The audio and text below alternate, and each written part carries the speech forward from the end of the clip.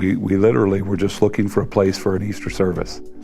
The welcoming spirit that we felt. And I'll never forget, my wife and I had attended church together for a long, long time in another church, and we just felt welcome. That it was an inviting atmosphere. You could feel the Holy Spirit here. We felt lifted up by them through some very difficult times. I felt the presence of the Lord welcoming us. As I take a look at how God is using CCB, I feel that God's primary call to us on earth is to do what He called us to do, and that is to love our neighbor, to feed the hungry, to clothe the naked, to take care of our sick, and also to visit those in prison. And I've witnessed that firsthand so many times in this church over the past 2 years. I've witnessed firsthand, James, the love of this church for my son, who is in prison, and the way you've lifted him up.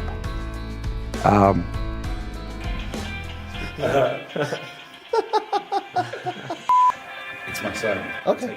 Yeah, you're fine. They're going good. I'm actually in the middle of an interview with James and two of his friends that are here doing a video about the church.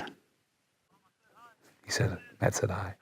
Tell him said hi. He said hi back. Send him a card this week. Hey, he said he sent you a card this week.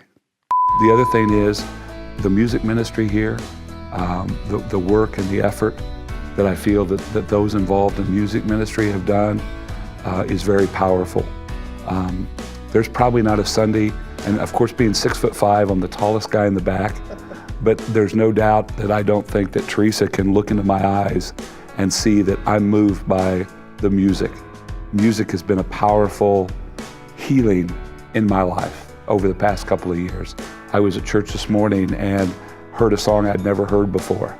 And so I'm driving from here back to the house, and I've got that song playing on YouTube, and music inspires me. So this church touches that need and reaches people in that way, and also inspires us to listen to that music outside the church. Because I believe what God has called this church to do has a great purpose beyond the building, beyond the operational cost and everything else, that there's a greater purpose for what is getting ready to happen. There are people that need to be served. There are programs that need to be put into place to serve others. There's expansion needed. We need more classrooms. We need more gathering spaces for things to happen. And creating this space, creating these new types of spaces for gathering for people, that was a beyond concept to me. It was like, what? In your coffee spot? I don't even drink coffee.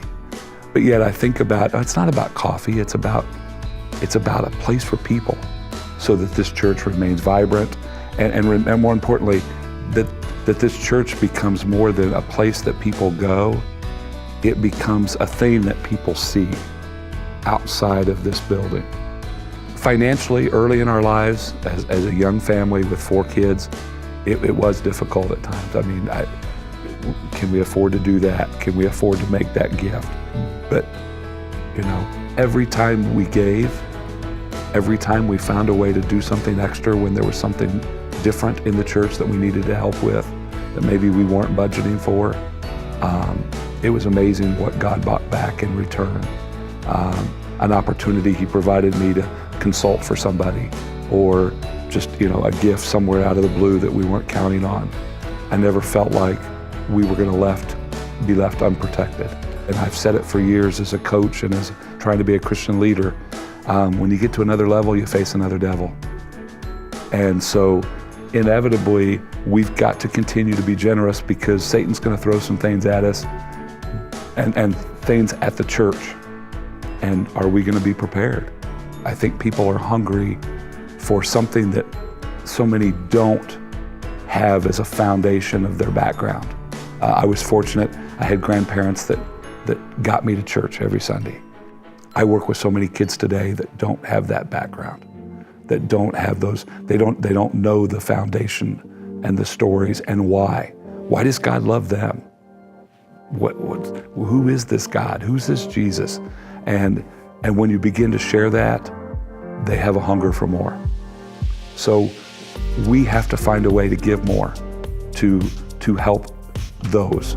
And this unfinished campaign is going to pay dividends time and time and time over just the financial resources that it takes.